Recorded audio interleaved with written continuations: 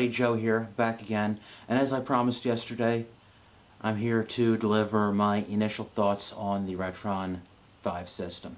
Honestly, I'm liking it so far. It seems a little weird because, as you may already know, it is an emulation-based system that uses the cartridges, so it loads the data off the cartridge before you're able to play the game, and that does seem a little strange. You have to hold the power button in to start it up, and you have to update software and etc. I've done all this already, so I'm not going to take you through any of that. I just wanted to be able to play some stuff, or in this case just play some Mario 3 for you and give you a little feel for things. I don't have HD capture, so I'm improvising. I'm stealing a little trick from Billy and Jay the Game Chasers right here in front of you here. No green screen. This is me sitting in front of a big TV.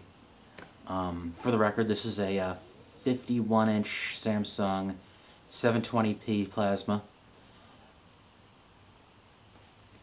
It's actually a pretty nice TV. Had it a few years. One thing I'm sure everybody's going to want me to address is the controller. Honestly, I kind of like it.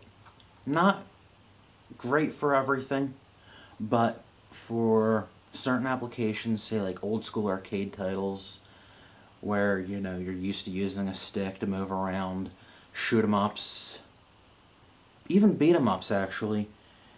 It works pretty well. The action buttons on here, are actually super responsive, and they are excellent for shoot 'em ups like I anticipated, excellent for beat 'em ups. I was playing Teenage Mutant Ninja Turtles: The Hyperstone Heist for Genesis last night, and that was really fun. I'm rusty as hell at the game, but still really cool to play through. Went with Mario 3 because it's just, everybody knows it, everybody knows what it looks like. Yes, I have this set up to stretch. You can change it to preserve the natural ratio of the game. That's just your preference. I have it stretched because the TV in my game room is actually really tiny, so it looked a little better stretched. Just wanted to give a little quick run through a level. Nothing too fancy. Gonna play a little sloppy because this controller's a little awkward, but what can I say? Still getting used to it. Platformers, it's not the best choice.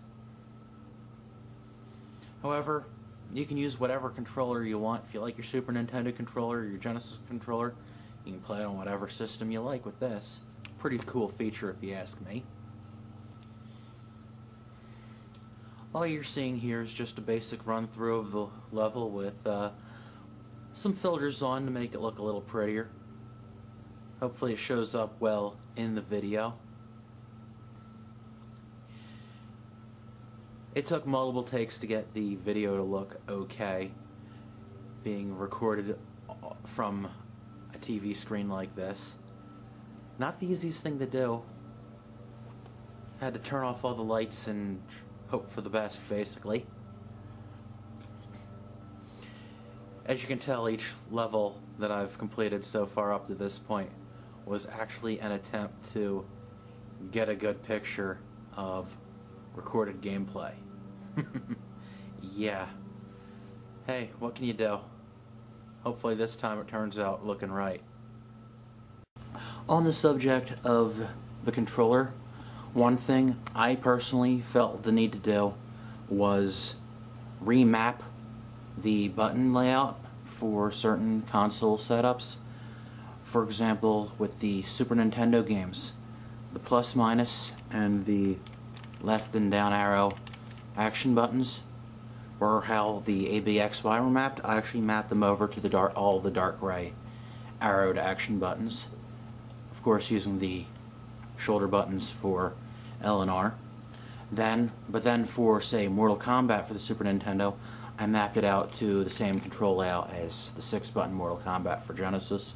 You can do that sort of thing with this controller, which is quite nice.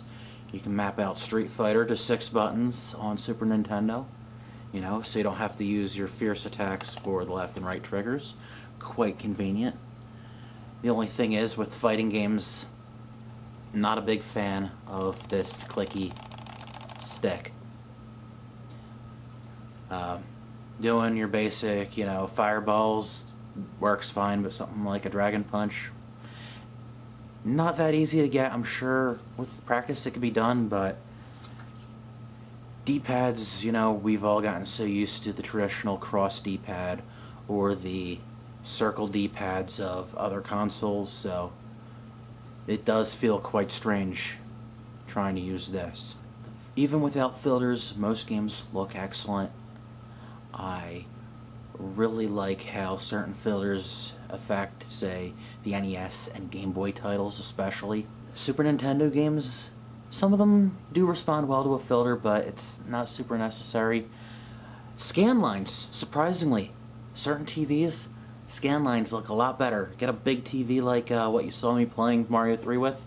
That, for some reason, I thought looked pretty cool with the scan lines, but with a smaller HD TV, not so much. I'm going to bring it back over to the television and play with the filters a little bit to give you an idea what things look like. This is what Retron 5 looks like. No filters, zoomed in on Mario here. You might see a little bit of wavering line coming from off the television, but you know, that's natural when you're shooting video of a TV. Okay, this is the 2X Sal filter. You can see it just blurs the edges of all the pixels to smooth things out.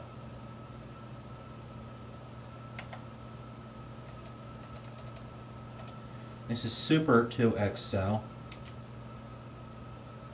Brightens things up a touch from the previous. Still uses blurring around the pixels. This next one's called Super Eagle. A lot of people on YouTube talking about the filters seems to like this one. Not too bad, I think. Don't know how well you can tell. I'm sure I'll notice when I'm editing the video whether or not you can really see what I'm talking about here. This one's Scale 2X.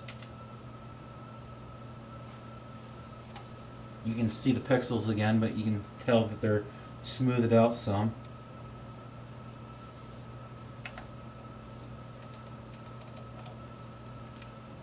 LQX filter. And HQX filter. One last thing I'm going to do is turn on some scan lines here. I think you can see that on your screen now. Scan lines are on. I'm going to go back and turn off all filters. Boom. That's no filters and scan lines. And here is the original unaltered video. Yes, there are some issues. Yes, there are some flaws. But really, what doesn't have issues and flaws anymore? Not every NES is going to work perfectly. We have to clean, you know, modify, do all this stuff to like improve the functionality of these systems that are close to 30 years old now? Yeah. So, as an alternative, you can play something like a Retron 5, which is mostly compatible with everything. I've not had issues, especially NES-wise, with anything just not playing at all. I'm sure some people have. Not every game is recognized by the system and whatnot. But all in all, it's cool. I like it. Will it replace my NES? I don't think so. Will it replace my Super Nintendo or Genesis? Again, I don't think so. I have kind of limited space in my game room, so I might just use it to make room for more systems, because there's other things I do want. Hope you've enjoyed this little look at the Retron 5. Hope it's been informative. Hope it's helped you decide. I think, personally, yeah, worth the money. Thank you for watching. Till next time. Take care.